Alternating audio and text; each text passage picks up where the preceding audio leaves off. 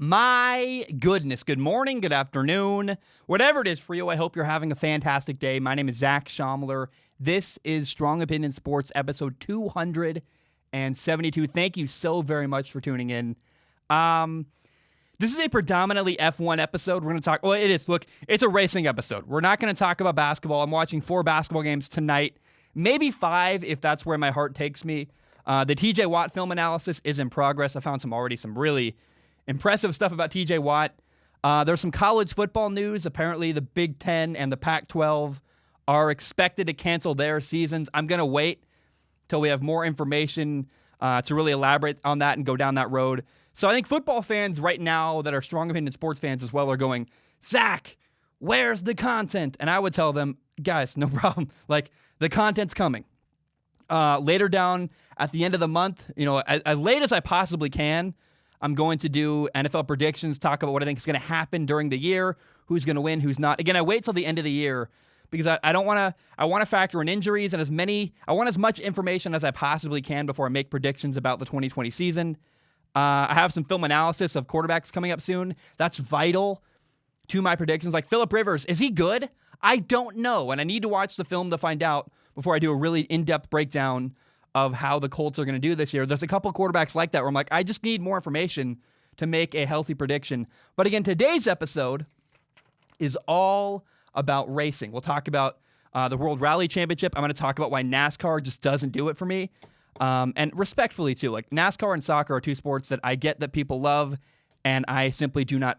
They don't work for me. We'll talk about why that is. But first, we got to start with this. We just had the 70th anniversary Grand Prix at Silverstone. My goodness, what a glorious race. First of all, it wasn't just that my favorite driver, Max Verstappen, won. The whole race was fun, interesting, exciting. It felt like it went by in a blur. It was such a fast race.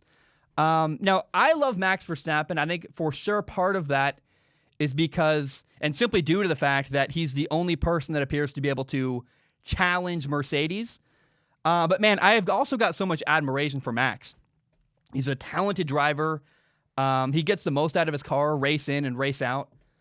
And I want to talk about Max Verstappen's strategy down the road in a minute. But first, we got to talk about Mercedes, because Mercedes finished in 2nd and 3rd at Silverstone. Lewis Hamilton got 2nd. Valtteri Bottas was in 3rd. And, Max Verstappen kept the pace quite easily with Mercedes. In fact, at many points of the race, yesterday, Max was driving and had lap times that were faster than Mercedes. It was very, very cool to see.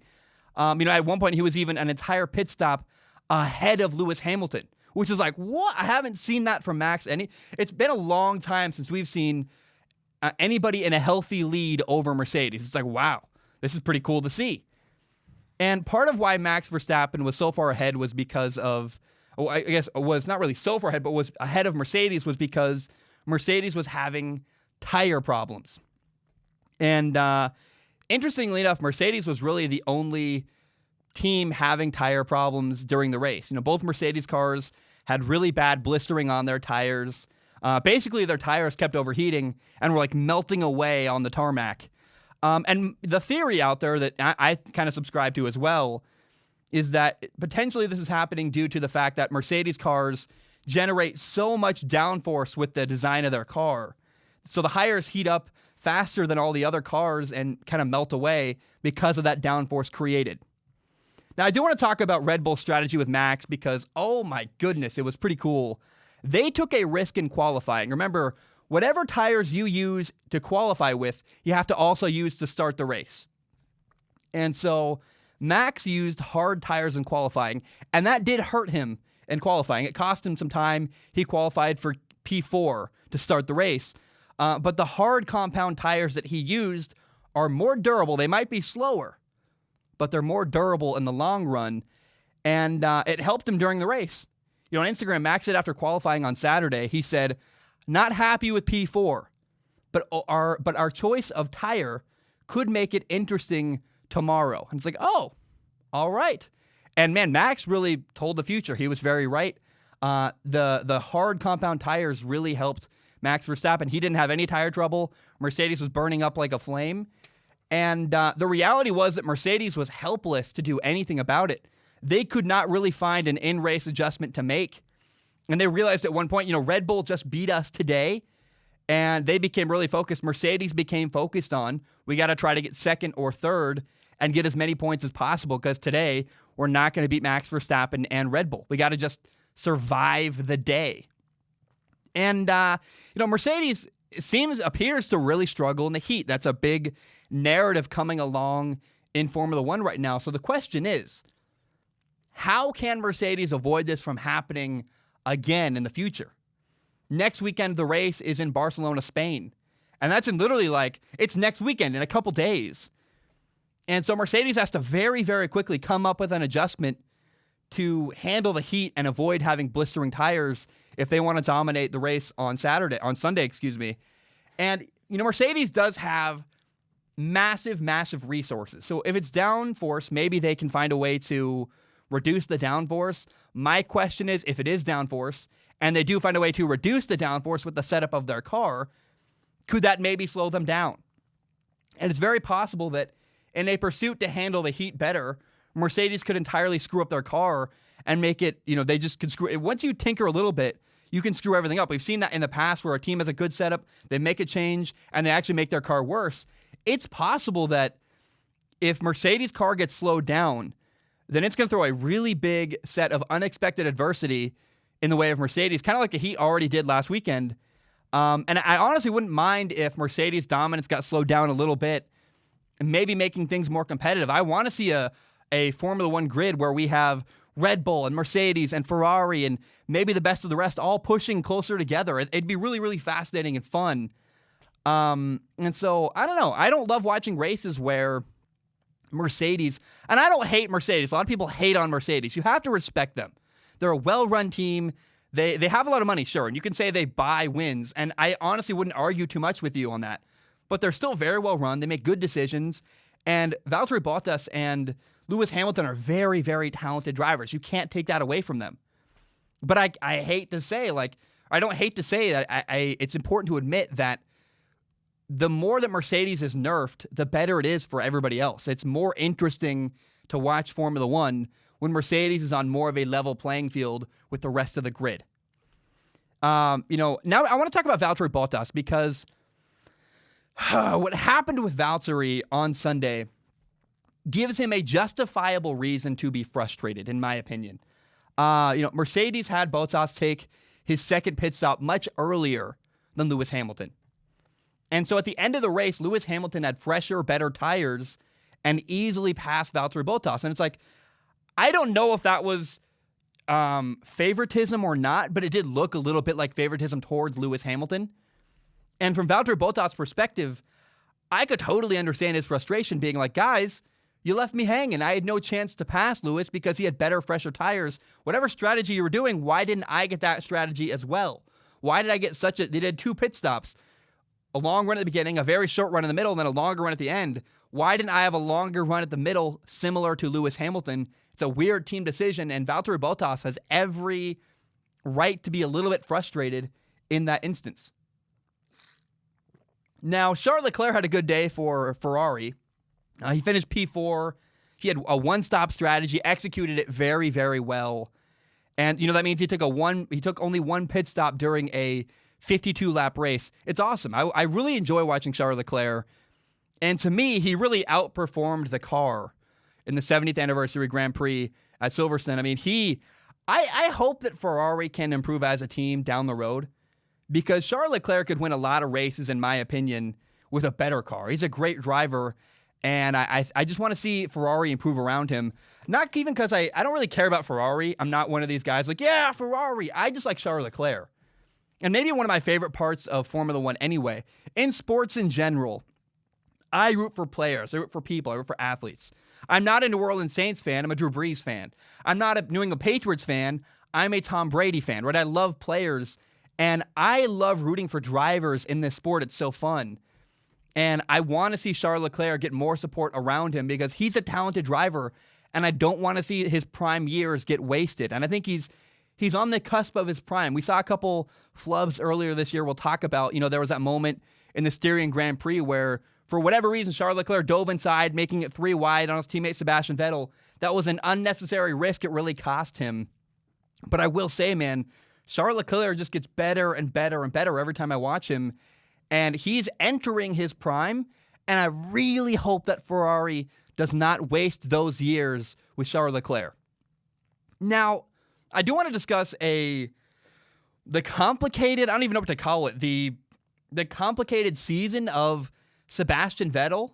You know, he's the other driver for Ferrari. You ever heard of the other woman? Like, you're married and you have the other woman, the woman who's not as important. Sebastian Vettel's the other driver for Ferrari. And look, Ferrari has a good PR team. They say all the right stuff. Ferrari makes it look like they're trying to help Sebastian Vettel. What they say is, we love Seb. We're making all these adjustments. We're trying to get better performance out of our car. And the problem is that on the track, it looks like the only reason Sebastian Vettel is out there is because Ferrari needs to have 2 cars on the track. Therefore, Seb needs to be out there. I mean, you can say a lot of pretty stuff about Sebastian Vettel. Honestly, Ferrari, every time they say, we're trying to make adjustments, it really feels like they're blaming Sebastian Vettel. And I really have never been a fan, ever since there's so many movies about Ferrari and about, you watch, this is silly, but even the way they're shown in the media, watch Ford versus Ferrari, or watch, what am I saying, watch Rush. I know these are movies, but early on in my life, Ferrari was painted as a company that is a little bit weird. They have a lot of favoritism. There's a lot of stuff that goes on behind the scenes at Ferrari that I go, don't like how they're run. And unfortunately, they're living up to the way they're portrayed in the media. And I think part of that's because they're portrayed accurately in the media. I mean, why was Sebastian Vettel given a completely different strategy than Charles Leclerc? I get it, you have to, in Formula One, if you give both your drivers the same strategy, you are more prone to having things go wrong. You want more of a scatter shot where we're going to try one strategy with this guy, another strategy with this guy to see if one fails, the other one might work. I get that. But from Sebastian Vettel's perspective, you got to be frustrated. Like, why is Charles Leclerc getting the best effort when I'm not? I'm clearly not wanted. I'm sure that's how Seb would feel. And it's clear Seb has the worst car of the 2 Ferrari drivers. It seems like Sebastian Vettel gets no love, no attention, and Ferrari appears to just be done with him. Like, they're like, hey, we've already moved on. We're done. We got to finish the year with you because you're here, you're under contract, and we need a second driver. But Sebastian Vettel finished P12, and Ferrari appears to not really be investing very much. And I get it, he's leaving. So I don't blame Ferrari. I somewhat understand Ferrari going, this guy's on his way out. We're not going to invest a lot into him. But I do have to feel bad for Sebastian Vettel. Like, man, this dude is not getting the love or attention he needs to be successful as a driver. And it does appear that in the standings, it hurts him. And maybe Ferrari's accepted, we're not going to win this year. This year's all about developing Charles Leclerc. I get it. But either way, Sebastian Vettel's still an important part of your team. Your number 2 driver is a guy who can bring in points for your team. And Ferrari has appeared to just completely write off Sebastian Vettel and does not appear to care very much what happens to him. I don't care what they say. People are going to comment, well, they said this, they said that, they said this. What are their actions? Actions speak way louder than words, and Ferrari's actions appear that they have very little care in the world what happens to Sebastian Vettel as long as he finishes the race to some degree. Now, Nico Hulkenberg finished in P7. He was filling in for Racing Point for Sergio Perez, with Racing Point. And obviously the dream of having Nico Hulkenberg get a podium, it didn't happen. It was a little bit disappointing. And I'll be honest, Nico Hulkenberg did not even outperform his teammate Lance Stroll. And you can say, well, Lance Stroll's been driving the car all year. He's got more familiarity. Lance Stroll got P6. Nico Hulkenberg got P7. And there was a brief moment of excitement for me when Nico Hulkenberg went and got soft tires. I went, ooh, he's going for fastest lap. And that never happened. And Racing Point's going to be happy to get Sergio Perez back whenever he does come back, I think next weekend. And honestly, I believe that Nico Hulkenberg may have just missed out on his chance to ever get a Formula One podium position. Maybe he gets another spot down the road. Right now, he's not signed with anybody next year in Formula One. And I would be shocked if Nico Hulkenberg ever really gets another opportunity in a great car to get a podium in Formula One. I like Nico Hulkenberg. I hope he does. Maybe someday both Valtteri Bottas and Lewis Hamilton retire and they go, hey, we're going to bring in George Russell and Nico Hulkenberg will be our driver number 2. That'd be pretty cool. That's a dream of dreams. I think, honestly, Mercedes is going to eye Esteban Ocon whenever they need a new number 2. And maybe George Russell is that guy to be their number 1 someday in the future.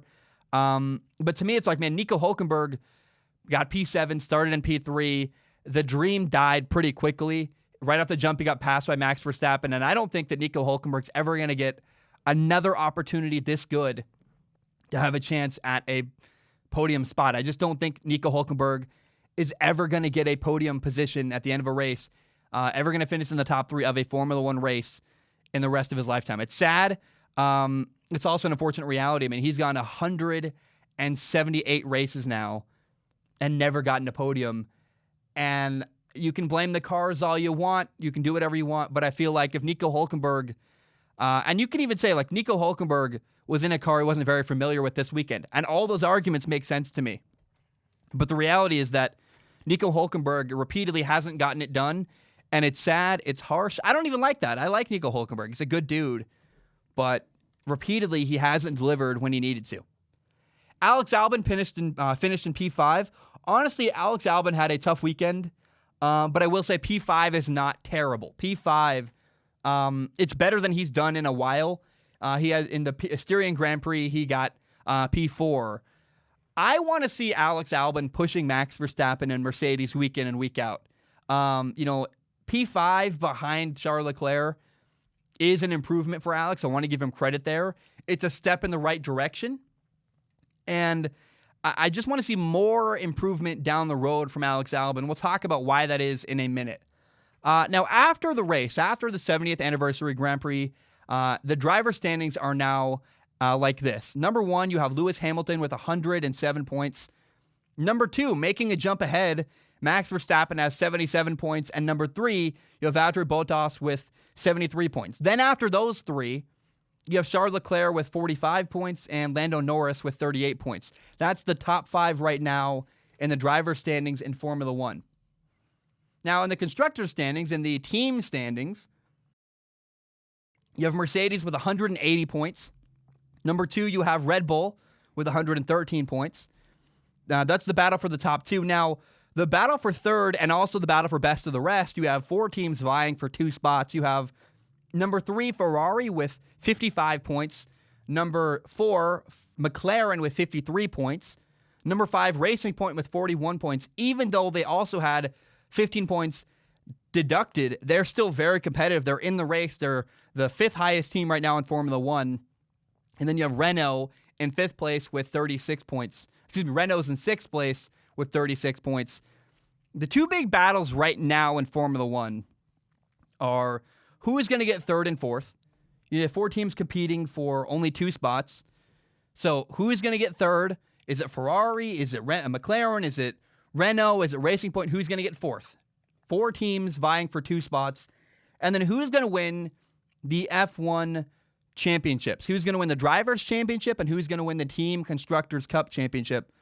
Max Verstappen is in 2nd behind Lewis Hamilton in the Drivers' Championship. He's ahead of Valtteri Bottas.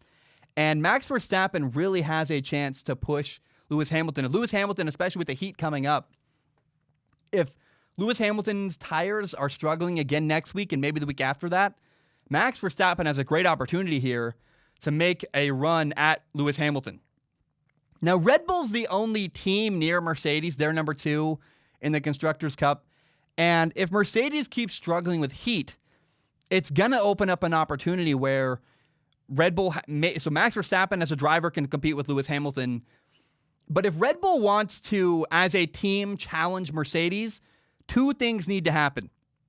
Number 1, Mercedes needs to keep having problems with tires and heat. They need to keep having heat issues. The blistering needs to continue in order to help Red Bull stay competitive with Mercedes. But number 2, Alex Albon needs to step up.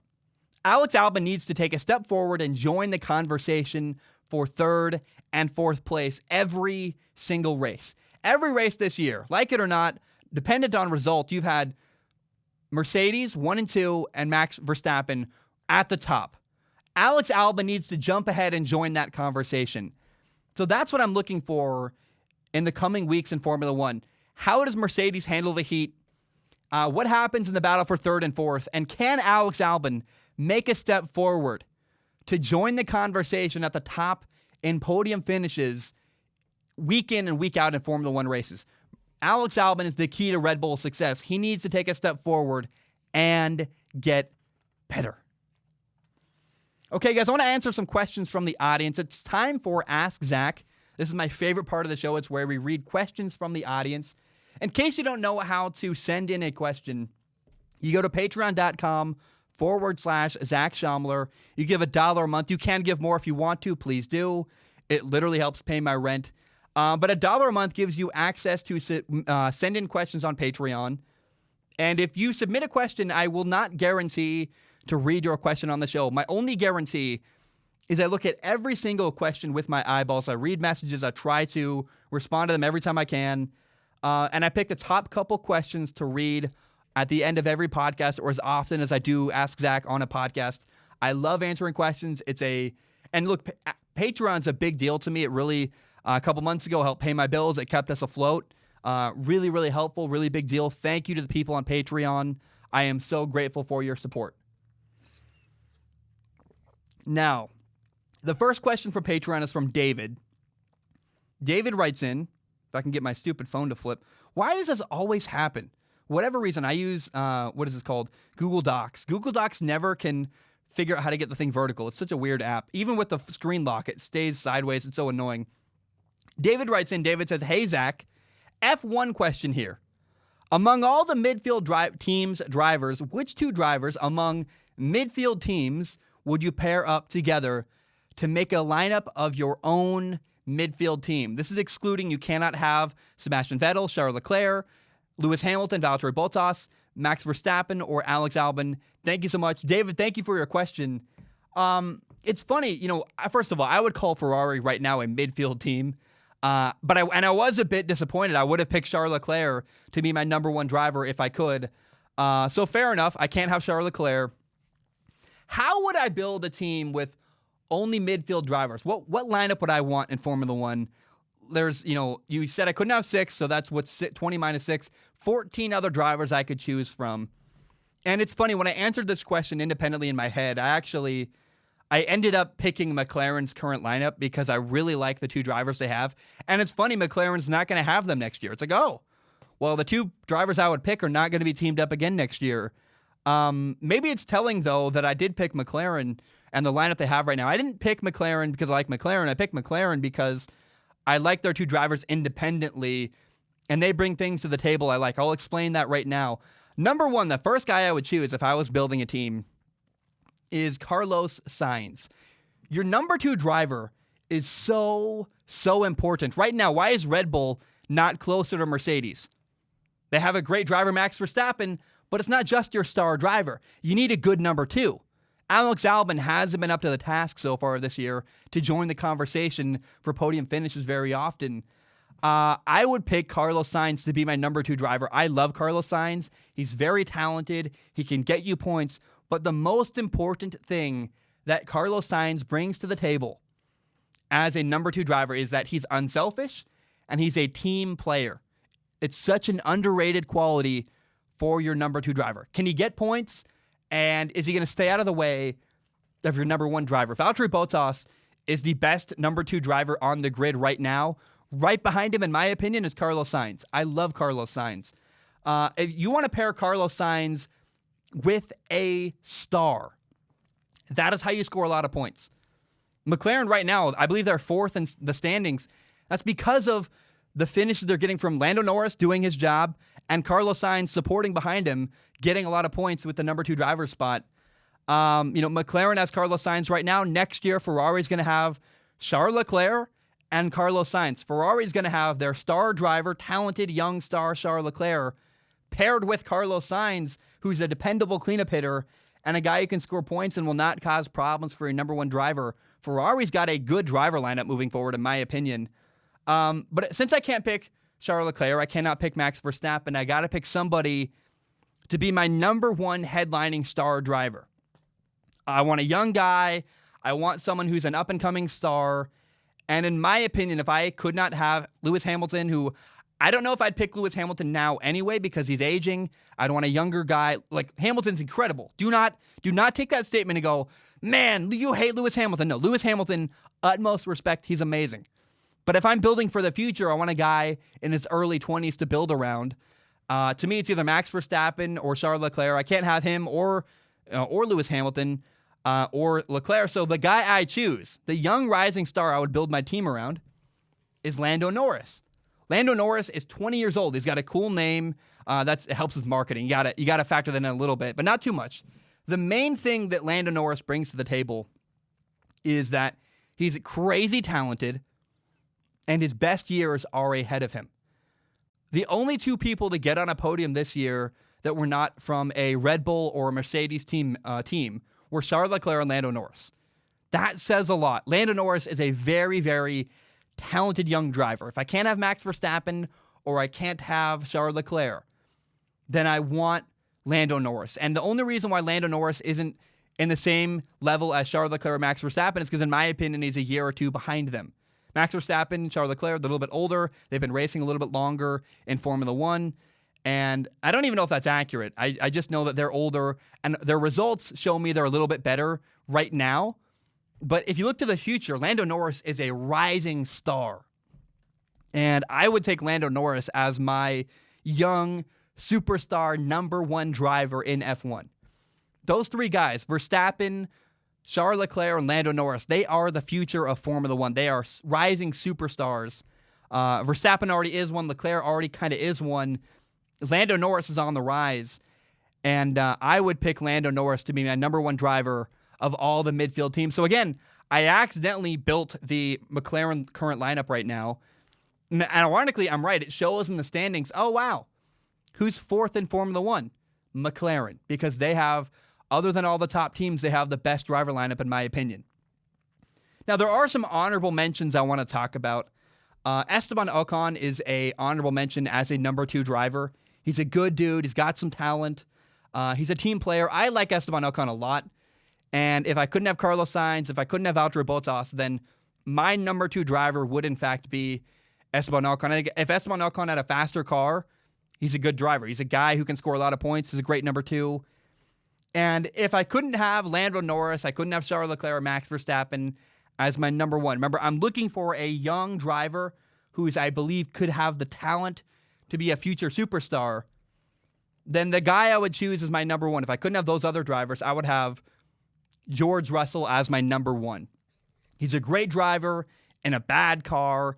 George Russell's 22 years old. He pushed the Williams car to its limit a couple times this year. And I want to see George Russell in a good car someday. It's very possible maybe George Russell is a future driver for Mercedes. Like when Valtteri Bottas is gone or Lewis Hamilton is gone, maybe George Russell's the guy who could replace one of them at Mercedes. And so George Russell's if I couldn't have the other drivers I listed, George Russell is my honorable mention as my number one driver headlining my team, hopefully in a good car. Okay, I need some water real quick. I brought up the giant thing. Talking a lot this episode. How many minutes are we in? 27 minutes in. Oh my gosh. Gallant writes in, he says, "Hi, Zach. I wanted to say thank you for all your content."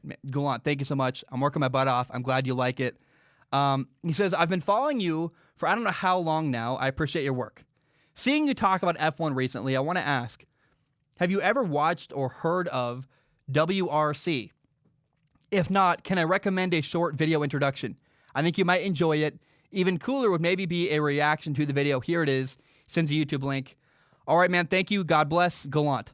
Let's talk about the WRC, the World Rally Championship. The video that Gallant sent me is called "What is WRC?" ? And then the World Rally Championship. It's a great video.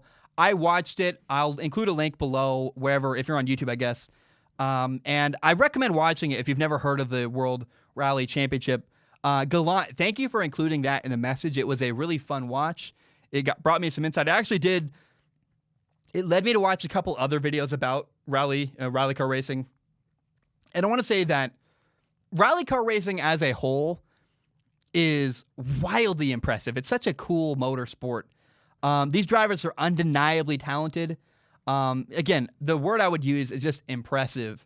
They're versatile. These guys are driving through dirt. They're driving through snow. They're driving over jumps. They're on the edge of steep cliffs. They're driving at night in night races. They're driving through fog.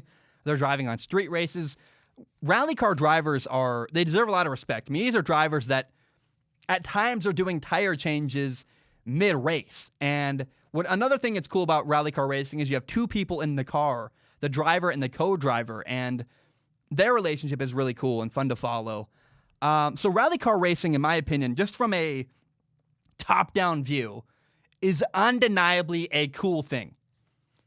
But I do think that rally car racing could benefit from a Netflix, Drive to Survive style documentary series. I want to get to know rally car racing, and I don't know how to do it very well. But I'll be honest, here's the problem. Even if I watch a docuseries, I still don't think that it would get me to watch races. At best, I'm probably going to maybe someday watch rally car highlights because it's undeniably cool. The stuff that goes, the jumps, the crashes, the fast driving. There's cool, intense, brief moments in rally car racing that I go, wow, that's wild. But I'm not an inherent motorsport fan, right? I'm specifically a Formula One fan because F1 has a specific set of conditions that grab my attention. Here's what rally car does not have. So rally car is a time trial. They do not have wheel-to-wheel racing. It's not really a race the same way that Formula One is. This is a series of time trials. To me, while it's very cool and very clearly impressive, it's just not as interesting to me. And I'll be honest, I'm very open about this. I'm an American, right? Rally car in my world has never been something presented to me. And the only rally car driver I'm familiar with is Ken Block. Ken Block I learned about because of Rob Dyrdek, the guy who did Fantasy Factory. And while that might make people mad at me, and I'm sure there's a bunch of star drivers in rally car I've never heard of. But to me, Formula One is more accessible, and the drivers are stars. I'm invested. There are teams and drivers I am emotionally invested in Formula One. So even though I can recognize rally car is a cool sport, it's probably still not a sport I'm ever going to follow. It's cool. Hey, if you love it, man, dude, great. And I can say, I'm not a big soccer fan. Soccer doesn't work for me, but soccer doesn't even look cool to me. Soccer just never even makes me want to watch it. I don't even want to watch soccer highlights.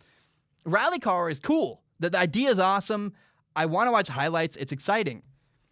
But for me, it's a sport I'm never really going to be invested in because there's this long weekend, a bunch of time trials, where in comparison, F1 has one big main event, a big race. And if you want to make Formula One your entire weekend, you can. There's multiple practices to watch. There's qualifying to watch. But even more than Formula One, rally car seems very, very spread out. Whereas, F1's focused on the main event and rally car is the whole weekend. So, look, I don't hate rally car at all. We'll talk about NASCAR in a minute. I don't care about NASCAR. It'll never grab my attention. I don't even want to watch NASCAR highlights. But rally car is cool. Rally car, undeniably cool. But because there's no wheel-to-wheel driving, because it's so long, it's never going to be a sport I sit down on a Saturday and watch unless I'm really bored. I can never see a future where I watch rally car, even though I can admit, man, if you're a rally car fan, I get it. It's cool. It's just not something I want to follow, right? So no hate from me, just also no real pull or draw or grab as well. Alex writes in. Alex says, I know you've been covering F1 recently, but would you ever consider covering NASCAR? I mean, look, no offense to NASCAR. NASCAR is never going to grab my attention. Here's one thing that is important to me is that, in my opinion, I don't know if it's in my opinion, it's really kind of objective.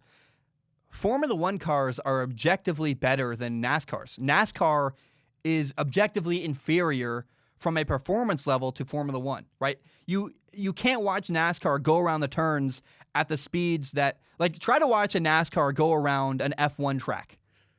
There's no competition there. They're just not as high performance as a Formula One car. And I also want to say, it seems like there are so many NASCAR teams. I looked it up. There are 17 teams in NASCAR. How many drivers do you think are driving in NASCAR? I counted 37 drivers. 37. To me, that's too many. And the couple times I've jumped in and watched a NASCAR race, I go, I'm overwhelmed with how many drivers there are. Not to mention, it's actually not very interesting to me. I just don't. The big circle, kind of the kind of long-term joke about NASCAR is it's only left the whole time. And it's not only left. I watched a race recently where there was like a little, what do you call it? The name is, I'm drawing a blank here. There was a little turn. I'm like, oh, there was a little, why can't I think of the name right now? It doesn't matter. It wasn't left the whole time is my point. But to me, it just doesn't grab my attention. It's like soccer. I'm glad people like NASCAR. A chicane, that's the word I'm thinking of. There was a little chicane in a NASCAR race. I was like, oh, wow, that's surprising and different than I thought. And I'm glad people like NASCAR. I really am. If you love it, all the power to you. I've seen a great YouTuber. I forget the name. Like, NASCAR is not so bad, I'll never watch a YouTube video about it. NASCAR is interesting enough where there's some YouTuber, I forget the name of him right now. I think it's called Black Flags something. He's a great YouTuber. He does great videos. And I've watched a couple of those videos, but I'm never going to sit down and watch a really long NASCAR race because to me, it doesn't grab my attention. It's interesting. Sports in general are my passion, so I'll watch a soccer documentary. I'll watch a NASCAR documentary, but I'm never going to sit down and watch a NASCAR race, and I probably am very rarely going to sit down and watch a soccer game because while I'm glad people like it, I just know my limitations, and I know that NASCAR and soccer are just really not for me. Okay, the final question of the day comes from Liam. Liam writes in, he says, hey, Zach, F1 question for you here. Who would be your driver of the year so far? Hamilton is the obvious option, probably the best driver of all time, in my opinion, and in the beastly Mercedes. However, I think 3 other drivers could have an argument for different reasons. The first is Max Verstappen, who I view as the best pure racer out there on Sundays. His overtaking ability is pretty much unmatched, and has been incredibly consistent all year. Second, in my opinion, is Charles Leclerc in the Ferrari. That car has been an absolute disaster this year, and the team has fallen into the best of the rest category. However, Leclerc has managed a few podiums against the faster teams, Mercedes, Aston Martin, Red Bull, and arguably McLaren too. And finally, Lance Stroll has been brilliant in the Racing Point, and I know you're a fan of his.